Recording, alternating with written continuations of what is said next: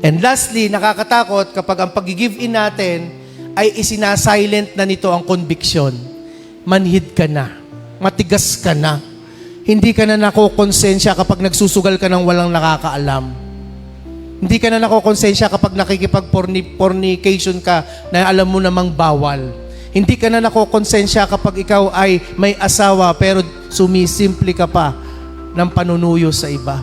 Mahina na ang conviction mo para mag-resist at evaluate kung anong kalagayan ng puso, kung bakit hahantong ito sa pagkakasala. Mga kapatid, bakit ito'y pang-apat na testing sa faithfulness sa Diyos? Kasi ito'y isang bagay na pinapayagan ng Diyos kahit hindi naman niya gusto.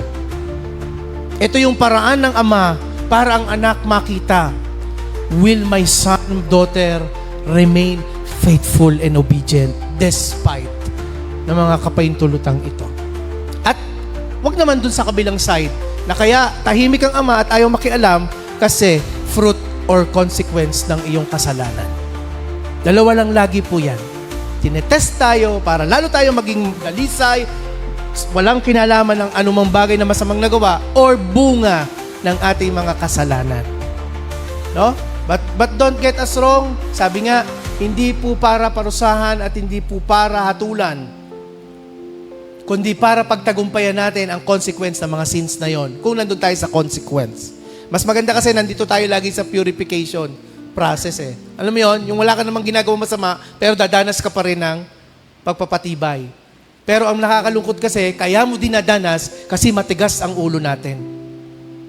Mamili po kayo saan doon. I pray, wag nyo na lang hangarin tong kabila. Amen po ba? And I pray, kung dumaan na tayo sa kabila, alam natin ngayon na na-under consequence tayo, patuloy tayong manampalataya sa Panginoon. Na tayo pinatawad na, binago na, niligtas na, iniligtas pa, at gagawin pa rin mananagumpay. Amen?